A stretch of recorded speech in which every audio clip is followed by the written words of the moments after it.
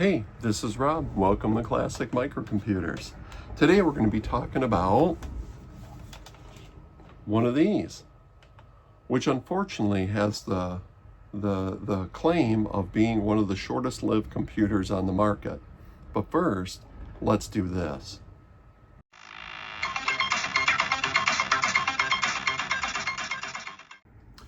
So the year is 1981, and Mattel Electronics is riding high with the success of the Mattel Intellivision game system.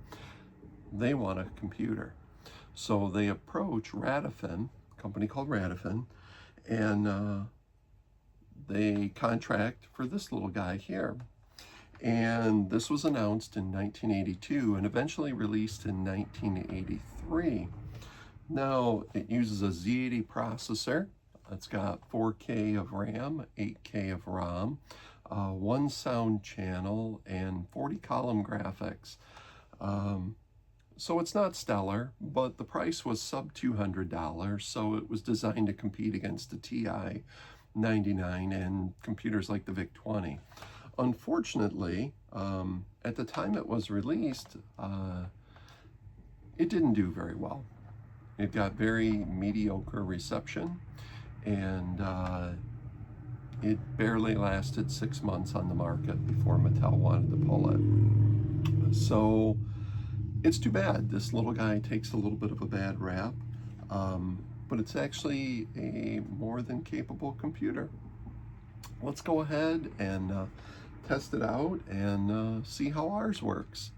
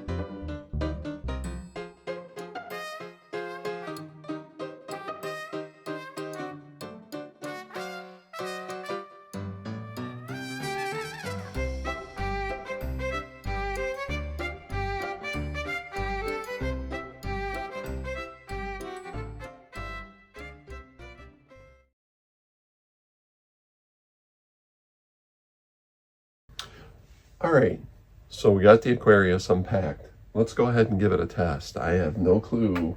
I believe that this one was supposed to work. So tested working. So let's go ahead and get stuff going here. Okay. So I'm just going to focus on just the computer itself. Now, the computer itself has very limited amount of ports. It does have a removable unit here for the cartridge. And then it has it looks like an audio jack for the printer. It has this cool circular port, reminds you of a Commodore Video. A TV and a channel 3.4, and it's got a wired-in power supply. So what I'm going to do is I'm going to go ahead and we're going to plug that into there. Okay. You see right on the front where it says Mattel Aquarius. Ooh, green light. So there we go. All right. So my Super TV system here. I have a cable which should go to channel 3.4.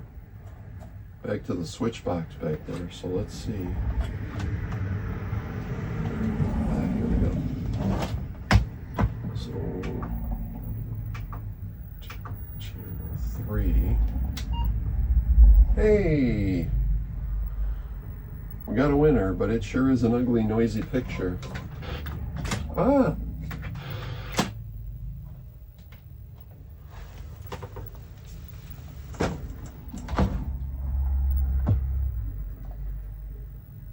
I don't know if my thing fell off the back of the TV or what.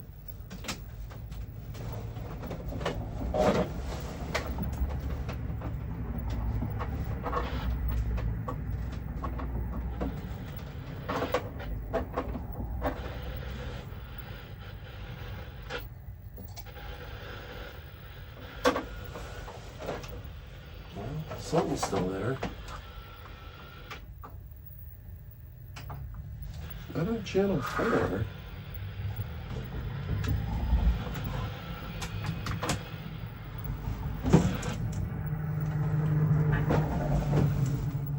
I can tell you already that this is going to be high on the priority list to fix this. So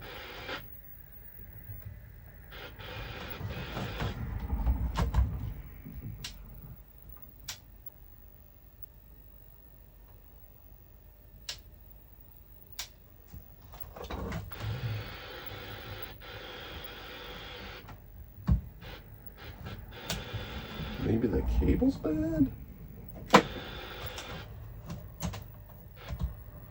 Ooh, there we go. All right, not too bad. So let's go ahead and take a look at our first program, and then we'll talk about the peripherals here real quick. All right, so let's go ahead. We're zoomed up a little bit. Let's hit return. And they got this cool little book that shows you getting started. Meet the Aquarius. It's a little stand-up one too. So we could do something like this, I guess. Let's go ahead, set up your first program. Let's follow the book. 10 space print shift quotes. Oh, I should take a look. This might use a it's got these cool keyboard overlays that go with it. Let's see if there's one for basic in here before I just start typing out a program blindly. Let's see if we, here it is.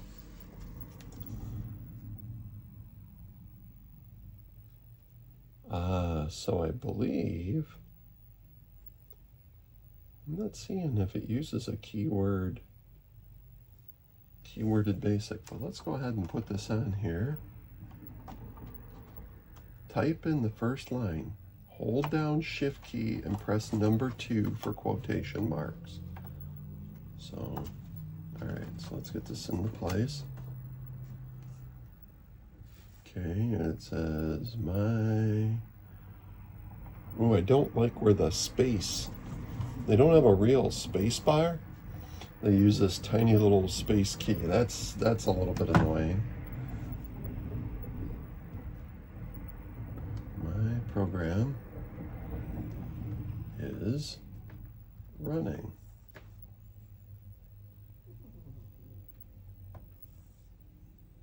And press return. Took it. Okay, what you should see on the screen is what we see on the screen. Continued on next page. Type in second line 20 space. Oh, there's a keyword there. I wonder if I can get to that. Is it control? Oh, it is. Look at that. Go to 10. Return. Let me see if I can list this now.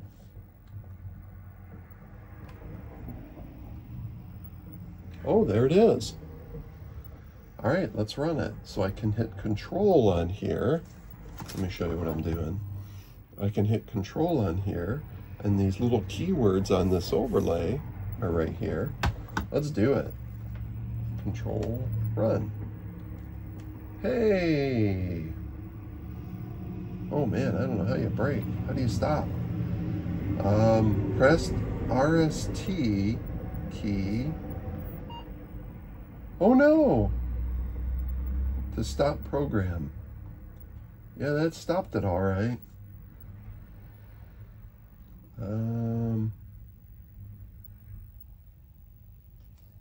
I don't see where.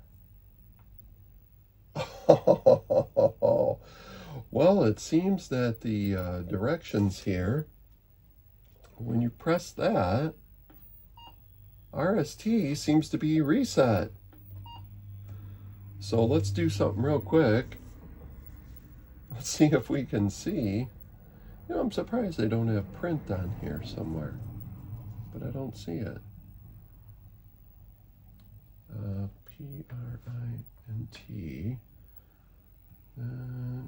Let's see. Hi, world. And we'll hit return. Now, can I just type go to if I wanted to? Go to 10, return. Let's see if we can list it. Yeah, oh, so it looks like you can use the keywords or just type them in long form if you want to too. That's kind of neat. So if I run it, let's see if there's a better way to stop here. Control, run, return.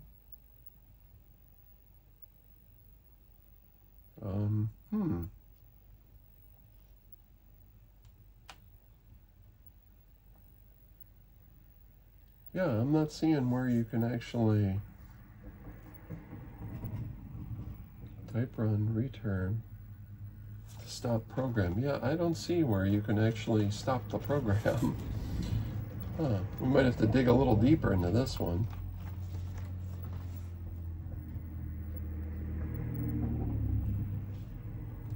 I can't stop it. Oh, there's a stop. I found stop. Hold on. Hey, I found it. So it looks like there's a little error here on the card. Okay. It should be press stop to stop the program. So there's actually a stop. When you hit RST, it breaks everything out. Okay. So it looks like we're up and going. Things are running good here with the Aquarius. Now I want to talk a little bit about the other things we have involved here. Oh, you know what? Real quick. So the Aquarius itself is a Z80 based computer, and we'll talk about that in a later episode. But I wanted to see if it's got a free memory. Can I type mem? Let's see. No. Free? No. So there's this really cool basic guide. I don't know if it's actually any good. So for commands, it doesn't look like it has an index, which is kind of terrible. Oh, FRE. No. So if I do FRE, an arithmetic or string expression returns the number of available bytes in memory. So if I do FRE shift, and I'm just going to do A, like that. Oop, let me move it so you can see at the bottom here. And then I hit return. Wow, cool, I get an error. Huh, well, maybe this isn't the right thing to do. Since we already see one error, who knows if there isn't another error that goes with it. All right, we'll investigate that later. I was gonna say, I believe the system itself only has like 4K of memory, but they this system that I bought came with the 16K memory module. So we can really tear it up. Let's kind of swing around here and take a look at what we got here. So here we have the cassette interface, but unfortunately I noticed after I got done unpacking everything, I did not get the cable from the guy that went from the computer to the cassette interface. So that'll be fun. We'll have to make a cable. And also is the same for the little printer. Okay, it's just this, it's weird kind of audio cable, but according to the schematics, it appears to be a real RS-232 cable, or signal-wise, but it looks like an audio cable there. And then we also have this plug-on module, which allows us to do add controllers, since you remember we didn't have any controller ports, and it allows us to plug the memory cartridge in,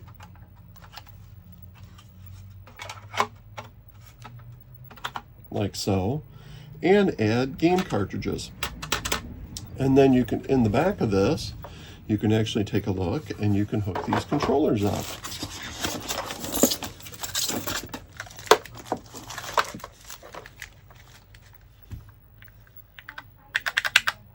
All right. All right, so we'll build our own cables for both the printer and the cassette. We'll test this in an upcoming episode. Now I do want to talk one quick thing about this guy here. Let me turn this off. Unhook it. So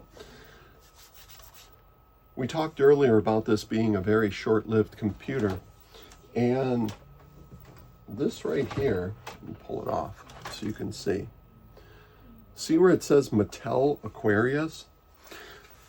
The computer itself was actually designed by Radifin Electronics and for Mattel, and you know, the short amount of time like we talked about it earlier. When Mattel sold it, it was branded as Mattel Electronics. Now, I happened to, while I was waiting for this one to come in, I happened to get a chance, let me show you what came in, was this guy. Now this guy is incredibly filthy dirty, but I picked it up really cheap, and of course untested from eBay, you know how that goes. But what's cool about this one is it has no Mattel on it, okay? And they continued to sell the Aquarius computer after Mattel pulled it from the market. But it was by Radifin Electronics. And you can see right there where it says Radifin Electronics. So it's kind of cool. I don't know if there's any changes on the inside. We'll delve into this little guy later. So I hope you enjoyed this video, and I hope they'll tune in for upcoming episodes of the Aquarius computer. When we add our cassette recorder to save programs, we add our printer to print out our programs, we take advantage of our expansion module. I know you're going to love this. So make sure to like, share, subscribe, and we'll see you in an upcoming video. Take care.